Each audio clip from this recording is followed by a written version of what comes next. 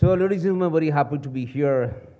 Yes, I was watching with a lot of glee the whole thing about India having the biggest, what you call intellectual capitalism, and then your mic doesn't work. Your presentation doesn't work.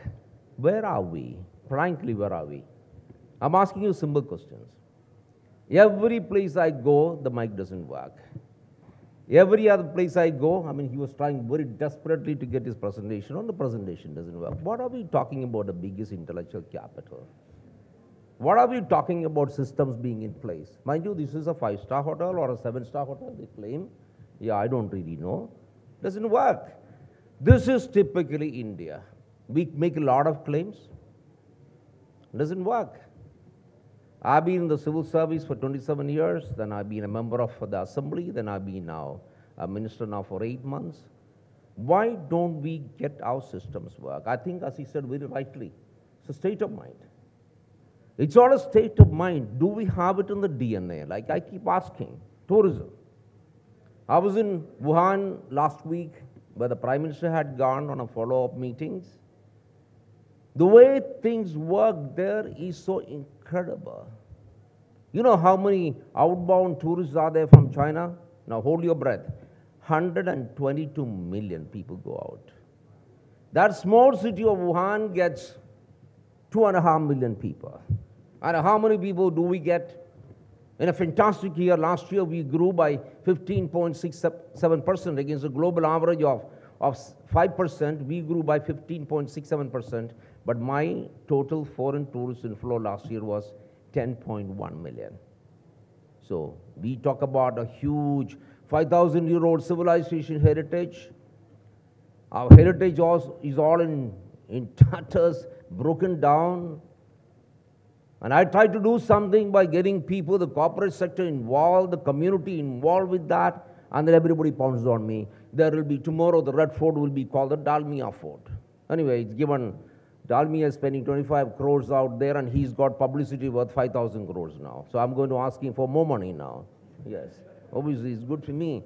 But the point is, I think our state of mind has to completely change. Now, over the past 4 years, the biggest digital revolution in the world, again focusing in the world, is happened in India.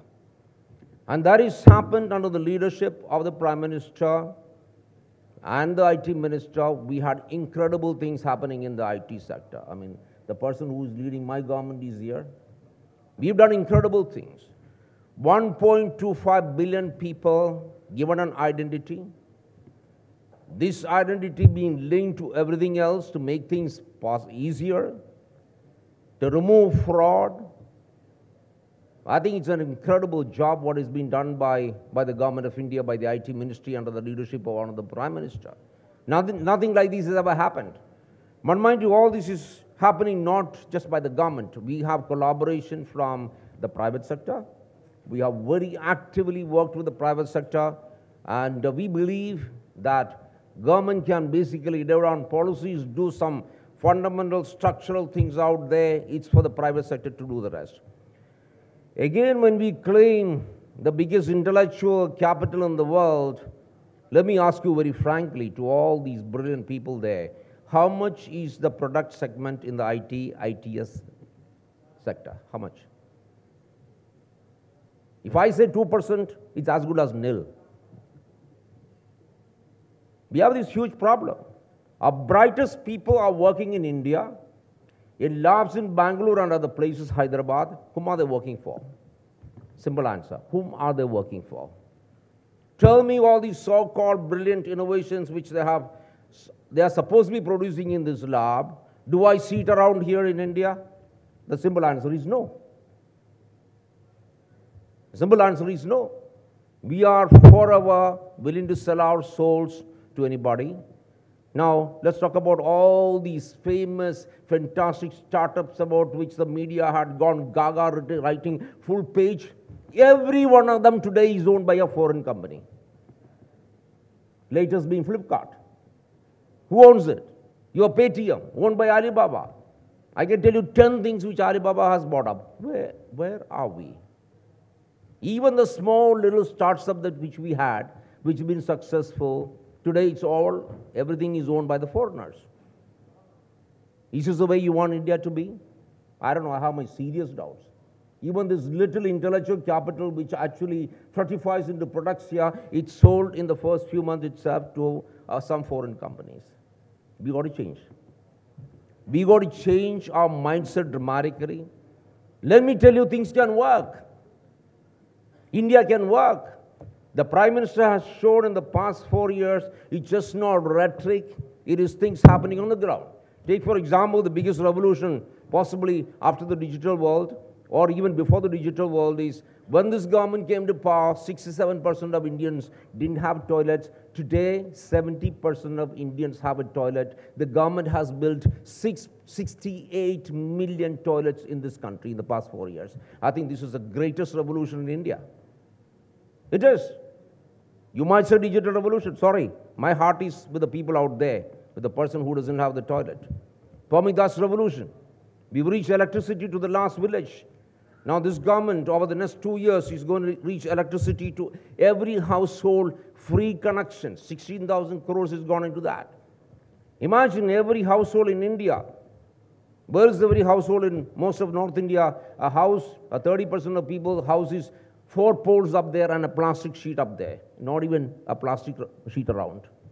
Those people today are empowered with an LPG connection. We already given away 4 crores, 40 million. We're going to give away 80 million LPG connection. To me, that is revolution. The fruits of development must reach the last man out there. And these 300 million people are never seen inside of a bank. When you start an account for them, of course, the opposition says it is a fraud. Today, 2,60,000 crores of money has been directly transferred by the government to the poor people. We've said 80,000 crores because we have abolished the fake accounts. That is a revolution to me. This is fantastic. When 50% of people in India can't go into a private hospital, you can only see the board from outside. When the Prime Minister says every poorest person in this world, the last man out there, can go to a private hospital, I will give you 5 lakhs from the government kitty. For me, that's revolution. Can we replicate this revolution which the Prime Minister has done for the poor people of India? Can we replicate that in the digital area? Can we? I think some of that is happening. Today, government is delivering a whole lot of things on the mobile today. Whole lot of stuff. Government is delivering a whole lot of stuff through Aadhaar. It is happening. I think so. Prime Minister is taking it out there. Now, we need your collaboration, your help. Now, my ministry, Tourism Ministry, we could do with a whole lot of digitalization, with the digital power.